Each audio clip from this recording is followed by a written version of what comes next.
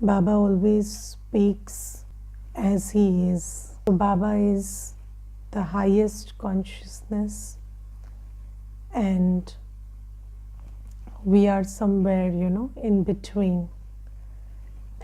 And we are not in the lowest anymore because Baba has elevated us, but we are somewhere in between. We are not matching Baba's consciousness also. And the Murli is the bridge, through which we can reach that stage where Baba is. And Baba always says you have to become like the Father. So the only way to become like the Father is to listen to Baba and keep matching my step with Baba. Every step of thought, word, action, let that be like Baba, and then slowly, gradually, we become like Baba. So in today's Murli, Baba lays a lot of emphasis on, listening to one Baba. And Baba has made us promise that I will sit with you alone, and I will eat with you alone, and I will only listen to you. So, तुम्ही संग बैठूं, तुम्ही संग खाऊं, तुम्ही से सुनो. So Baba says that this should be your promise with me. And only when you are always in my company, because company colors. So, sang ka rang, it is told in Hindi. So, when you're always in my company, only then can you become like me. And the beautiful thing is, Baba says that I am subtle, and you anyways, all company is with the heart and the buddhi, because anybody you have a relationship with, that relationship is here, right? So you have to be in my constant company. So you, the soul, have to always be with me, sit with me, eat with me, and listen to me. So Baba says, this is the promise that you have to make to me. And Baba says that children have been away from the Father for so long. So we children have been separated from Baba for the last 5,000 years. And in these 5,000 years, we have spent time and had relationships with so many souls. Yes, so for 2,500 years, we lived with deity souls. So, and in that relationship, there was harmony and happiness because everybody was full. And then from the Copper Age onwards, we lived with partially empty souls. And then we always kept looking for something in every relationship. So you see, it's very beautiful that, when you ask somebody, what kind of a relationship do you want? So they would say that, so I will give you a very interesting example. So there was this couple, and they had come to the center, husband, wife, so physically old, so around 70 years of age. And then I told them, what is an ideal relationship? I just asked them, what is an ideal relationship? A relationship in which you only give and give, or a relationship in which you only take and take, or a relationship in which you give and take equally. So they said, you know, sister, I think the only sustainable format is if you give and take equally, because one cannot give and give, and then one cannot always take and take, because that would be unsustainable. So give and take equally. So I said that means you're wise, so you believe in give and take. So obviously it wouldn't be that in your relationships you are not giving back.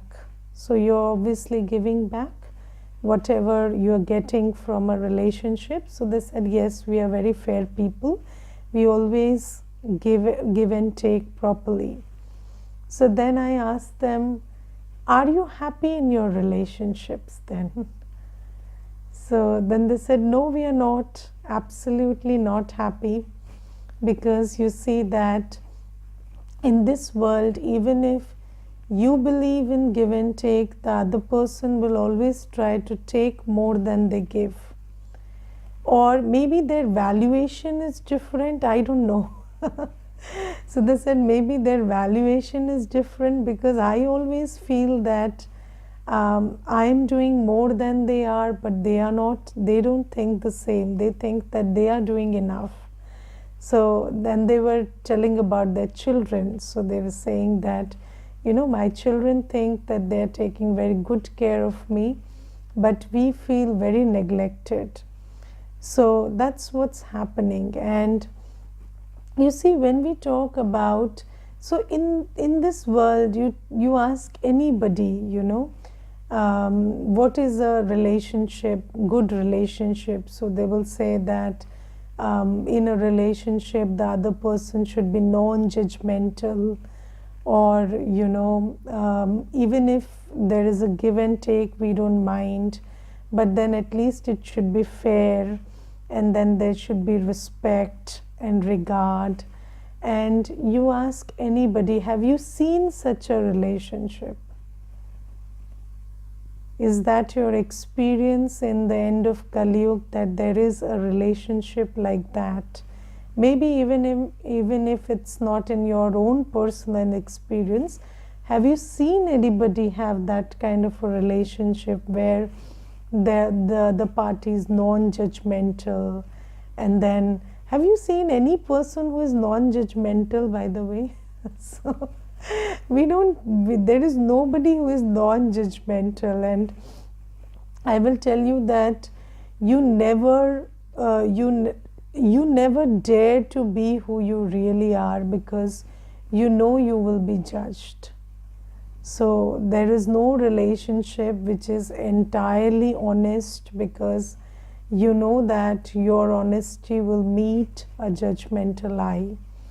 So there is nobody on this whole planet, I think, today who will be non-judgmental, or who can, you know, give you what you expect. So somebody reading into your heart and mind and just giving you what you need, not more, not less, not suffocating you, not depriving you.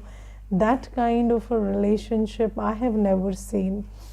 So I have never seen it with, you know, people I know. I have never seen it with myself. So that's not possible. So then where does this idea come from?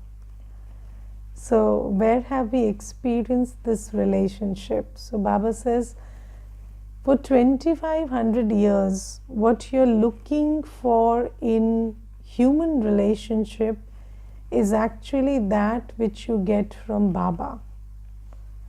So we get this from Baba. So in this relationship with Baba, there is, and in this relationship with Baba, there is this amazing comfort of the heart.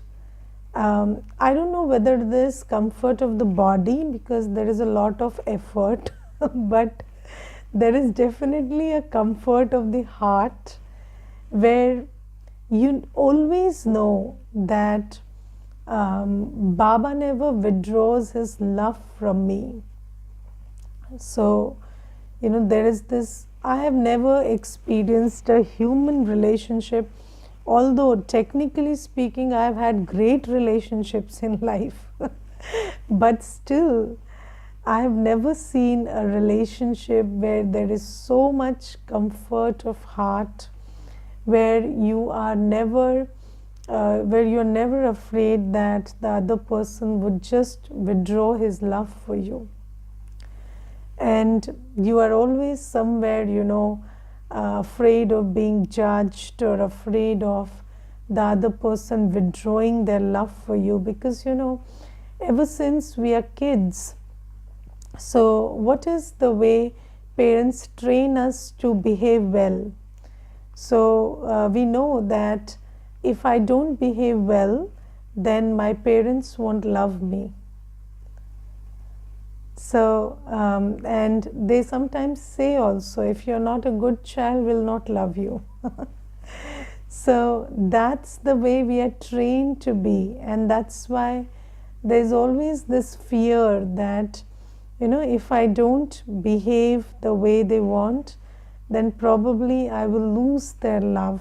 But with Baba, it is like, that come what may, you have Baba, and Baba will, sometimes when you make a mistake, so Baba will correct you, Baba will encourage you to do better next time. It's not like Baba will tell you, okay, you just be comfortable making a mistake every time. No, Baba will tell you to do better, because that's good for you. You should do better. But you are so assured that Baba will never withdraw his love for you. Whenever you go to Baba, Baba will always love you, take care of you, and then he will also caution you and teach you and uplift you and give you correction and understanding, but everything with a lot of love. And Baba says that in this relationship there is so much of trust, and I feel that there is no trust in today's world. So in today's world, you open your heart before somebody, and the next moment you see they are thinking about how to misuse that information. So any information you give in weak moments, everybody tries to misuse it somehow or the other. But with Baba, there is so much of trust, whether it is Baba, whether it is Baba's instruments, there is so much of trust that when you open your heart out to Baba, before Baba, then Baba will always try to, Baba is always balming you and healing you and giving you the nourishment and the care and the healing that you need. And even if Baba will ask you to take medicines, or his medicine is yoga, and then he will tell you that you follow this Srimad, but in any case he will always only try to help you. And that trust that Baba is my only well-wisher, or Baba always only wishes well for me, there is no ulterior motive, that absolute trust, not 95% trust, not 90% trust, absolute trust, that you never find in a relationship in the world. And Baba says this love, this trust, this unconditional acceptance. Unconditional acceptance doesn't mean that Baba doesn't give any teachings, but he accepts and gives teachings. He doesn't reject and teach. So, we reject and teach. What do humans do? We reject and teach. We say, oh, you're bad. You can become good, and then you will qualify for my love. But Baba says, no, you were good, you are good, you will be good. Your mind, sit in my heart and then do this. So this is what we are seeking for 2500 years in humans. And if you look deeply, every soul knows that they are seeking this. Every soul knows that this is what a relationship should be like. But you ask anybody, that kind of a relationship doesn't exist in the human world. Then why are we pining for this day in and day out? It's because we have had this, we have had the taste of this sweet relationship with Baba in Sangam Yuga. And Baba says, that is why my children, when they become devotees, they keep wandering and then they keep calling out to Baba, and when they recognize me, they want to spend one life with me. They want to spend one full life with me. They do not want to wander anymore.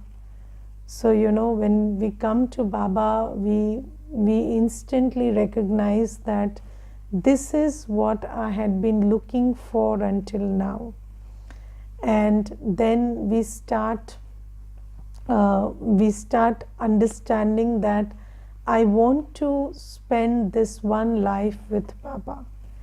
And Baba says, with me, there is always this thing that if you do not withdraw yourself completely from the old world, you cannot belong to me. So Baba says that you have to die alive. So you have to practice being bodiless, and then you have to just die alive. You don't have to remember the old world, and only then can you spend one life with me. And this one Sangam Yuga with Baba and in absolute company of His Almighty is enough to recharge us for the whole next cycle. So Baba says that you have to die a living death. You have to forget everything, and for that practice being bodiless. Do you practice being bodiless? Do you practice being bodiless? Yes. So, do you understand that there are two things? So, yesterday Baba was saying that always remember Baba and you are combined. Okay? I, the soul, and Baba are combined. And the second thing is, I, the body, am combined. Now the fact is, you and the body are separate. Yes, you and the body are separate. How much time does it take for you to leave the body and take another? A split second. Yes, so you and the body don't really have a connection. So we live in this body, and when it's time to go, it doesn't even take a split second. We just leave the body and go. So this body is also my co-passenger in this life, in this journey, right? And then when my station arrives, I leave the body behind, don't even say goodbye and leave. So that's the kind of relationship I have with this body. But because for 2500 years we've been body conscious, we think that this attachment with the body is so strong inside. So I cannot even separate my physical image from myself. So when I say I, so the face comes into the buddhi, and that's how much we have fused into this body consciousness. So I, the soul, and the body have become very fused because of body consciousness. And you know, when two things become fused, it is very difficult to draw the line. So where does the soul end and the body starts? And then it's all about, you know, what's come from the body into the consciousness and what is real soul consciousness. All that becomes very, very confused. But Baba says that the truth is you are just a soul, and you have been in this, you have been body conscious for 2500 years, and in that body consciousness you have acquired so much within yourself which is not you, but which has come because of the body. Yes, so all the vices, all the sanskars, all the nature that you call as mine has all come from this body.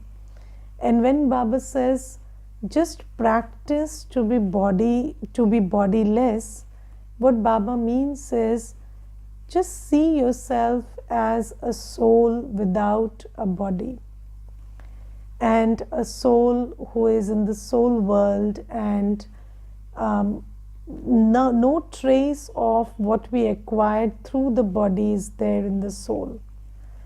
So as a soul, do you have any consciousness of age, gender, caste, religion, nationality? Do you have any sanskars of you know, habits of that you think are yours and in this birth? None of these exist in soul consciousness. And Baba says, when you are bodiless, you know that in your heart there is Baba. And the truth is, you and Baba are always combined. And just think about it. What kind of an eternal relationship we have with Baba, that after 5,000 years, Baba has the, you know, Baba feels the obligation to come and take us out of this sorrowful world. So obviously we have a very, very deep relationship with Baba. And Baba says, just remember the truth. Bring it to your awareness that I'm just a soul who belongs to the soul world. And what does it mean to be just a soul? Because we are soul plus plus plus so much that it's very difficult to come to that place where, you know, your mind, your buddhi is totally unplugged from everything of this world, and you can experience yourself as just a soul, bodiless soul, and a soul which has natural combined state with Baba. And Baba says, and then what comes naturally to you is your divine virtues, because in your original state you're divine. So your divinity and your relationship with Baba, these are two things that come naturally to us when we are bodiless. So Baba says, just practice being bodiless and remembering Baba and remembering your new world, your inheritance. So this is a practice that we have to do if we want to what? If we want to go back to a world of happiness, if we want to again have salvation. And it requires practice. So, you know, and one thing is very important to understand, there is no substitute for practice. So, you know, even if you are even if there is a sports person or there's an artist and they have been you know, be in their field for 20 years, 30 years, 40 years, they still have to practice. There is no substitute for practice. And Baba says, here also there is no substitute for practice. You listen to it daily that you become bodiless, but you don't practice, you don't get anything. You want salvation, you have to practice being bodiless, and in that bodilessness, feel that relationship with Baba and remember your deity kingdom, in which you lived naturally. There was no effort. There was no effort living in the deity world. So, you did not know. So Baba says, in that world, there is no heat and cold. It never gets too cold, it never gets too hot. There is forever spring. So do you understand that in that world, there is nothing called boredom, there is nothing called death. Yes, there is nothing called extreme activity. There is no busy. You don't have to keep yourself busy. You can be always easy, always in harmony, and just remember that world. And the more you try to remember that new world, try to remember your original stage in this world drama, then those qualities will start to emerge. Do you know why Baba always tells us to spin the discus of self-realization? Why does Baba always tell us to be Swadershan Chakradhari? Because when you spin the Swadershan Chakra, when you sit and make effort to remember how you were in your home, how you were in your deity kingdom, what does it mean to be a worship-worthy soul? What does it mean to be a good Brahmin, perfect Brahmin? What does it mean to be an angel? Then those memories start to emerge, and you start re-emerging those qualities in you. So if you remember, you will remember. So if you just sit to remember, you will soon remember. That's the thing. So this is why Baba says practice. Do you practice? That's the main question. Because most Brahmins, they only listen very nicely because, just hearing is an aspect of bhakti.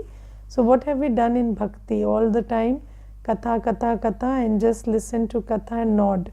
So we have done that. So we have that sanskar. So here also we nod, and then our subconscious says, if you have listened and nodded, you will go to Satyug. Because that's what we have done in bhakti. Listened and nodded, and then it made us feel we'll have mukti. So Baba says, no, listening and nodding won't do. You have to make effort. So this is something that Baba says.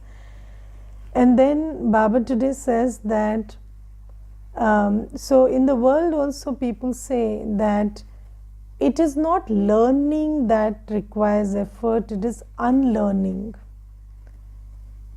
And Baba says here also the main effort is unlearning. Because you have learned so much of untruth in these 2500 years. This is God, this is good karma, that is bad karma, this is what you have to do, this place is powerful, this person is powerful, this and that. So you have learned so much of untruth that now you have to forget everything. And those of you who have read scriptures a lot, you are in a mess, because those scriptures have just fed everything inside you which is not true. And Baba says now you have to just forget everything and promise that, Baba, I will listen to you alone. And it is very interesting that we listen to something and then we think that we think that we are listening to Murli, but In the Murli, we don't even listen to what Baba is saying. Sometimes we are only listening to what we have heard before, and that is not even what Baba is saying in the Murli. Let me tell you one simple thing. For at least 4 to 5 years, I thought that I have to do good karma, which means that I have to not lie, not cheat, not be lazy, this and that. But it is only later that I understood that when Baba says karm, akarm, vikarm, Baba is talking about time, and Baba is saying that in Dwapar and Kalyug, because you're body conscious, every karma is vikarma. It's not because of what you do, it's because of who you are. So your karma is not more about doing, it's about being, because you do as you are. That's why Baba says Sukarma means practice being bodiless, practice remembering Baba. And that will shift your being and your doing both. And I remember that, when I came into Gyan, for at least 1.5 years, I did not pay a lot of attention to remembering Baba. Okay, so off and on, sometimes I would get up in the morning, or maybe, if yesterday in the Murli, Baba was very straight and clear that, you are doing some kind of sin by not getting up at Amrit Vela. So I would feel guilty and get up, but generally I wouldn't. And then, I would talk a lot of things in that time, 1.5 years. I would tell everybody, Baba says this, Baba says that, but there was no change in me. But then gradually, as I started getting up at Amrit Vela, I did not need to tell anybody, but everybody said that you've become very peaceful and you don't react that much, and these days, you respond differently.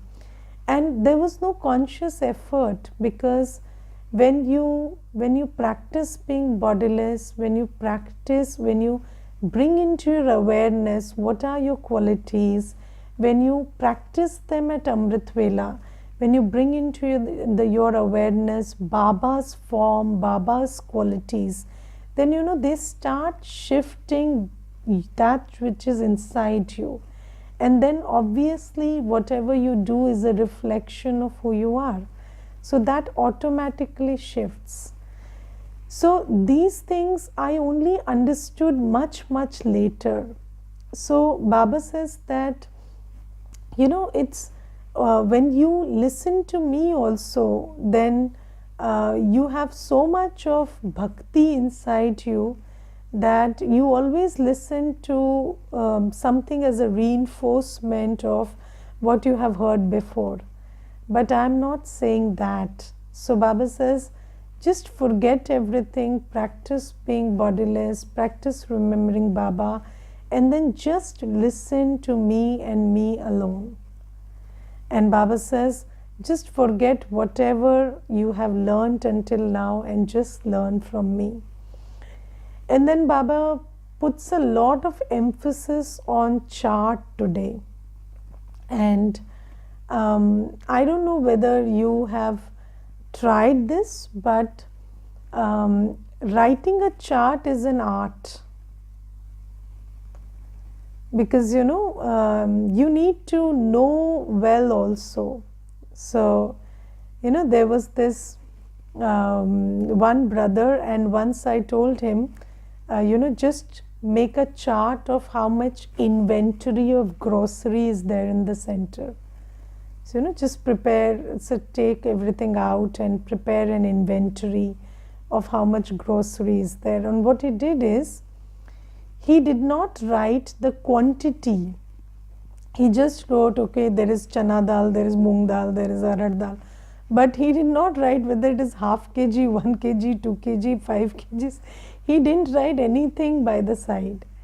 And then he made a lot of effort, and then he prepared the chart, and that day I was occupied with something else, so I didn't check that inventory. That's not exactly a chart, but anyways, he did that work and I could not check what he did. And for the next 15 days, he kept looking at his inventory and telling, okay, there is arad dal, you don't have to, Didi, buy it, you don't tell anybody to bring it. So I said, okay. And then when we looked in the store, there was only 250 grams of arad dal. But he had not written that 250 grams, he had just written, it's there, and he kept telling me. And when there was a Brahma Bhojan, we didn't have anything, and everything was haywire. So it's not just that you have to write, I remembered Baba, or you have to calculate whether you remembered Baba. But what is remembrance? Have you been in remembrance really? Because mostly what happens is, we get up in the morning and we sleep, and then we say, there was Amrit Vela, tick, tick, tick, check, check, check. That's what we are doing. So that day also, Baba made us pay attention to 3 points. And in one point, Baba said that there is a very small mistake that you make, but which is like disobedience, which is, I tell you to get up, you get up, but you don't remember me. You mix the sweetness of sleep with the sweetness of silence. So Baba says, this is what you do. So are we making some mistake in the chart that we are writing, or are we not checking at all, or are we checking accurately? Because writing a chart is about a lot of things, and you have to think about, how do you prepare a chart where you check all the points which are important for self-progress. So I think, sometimes children say, send me your chart format. Okay, we will send you a standard format, whether you did Amrit Vela, whether you remembered Baba in the day, okay. But then, what did we really do in it? Checking that is an art. And that is what Baba is saying, so sometimes, people maintain a chart of their diet, and then they will say, I ate very little today. And then what did you eat? 2 samosas. So that was very little. So that was not little. That was a lot. So but when I eat rice, it's this much. Okay, but then in calories it's the same. So so even if you think that I made a small mistake, or I was just, but do you understand that even vices, what kind of a mistake you made matters. So even in thoughts, if it is anger or lust, it means a lot, it damages a lot. So Baba says, and then do you make a chart of only credit, or do you see the debit also? Because 2 hours I remembered Baba, but what did you do in the other 22 hours? So if you look at the other 22 hours, because once I told one sister, she was very new in Gyan, and I told her, you read the Murli, you do Amrit Vela, you do this, that. And then she said, I do everything you said every day.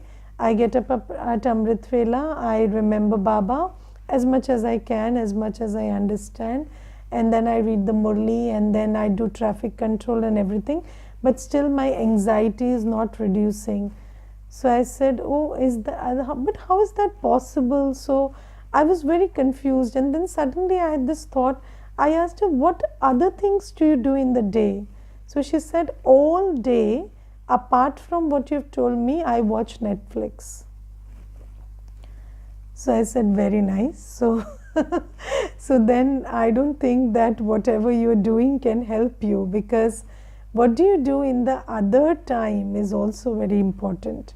So these are some points that I think you should consider while writing your chart. And writing a chart is very, very important because if you don't, sometimes people talk, eat, walk, spend, do all kinds of activities, and still they are not aware of it. So somebody else says, you said this in the conversation, and they will say, oh, I might have done that without awareness. So think about how aware you would be about your inner world if you did not pay conscious attention. And a chart is about being consciously attentive about what you're doing in your mind, where is your buddhi going, and if you're not maintaining a chart, you will not pay attention to it. So this is something that Baba is underlining today. Okay, Om Shanti.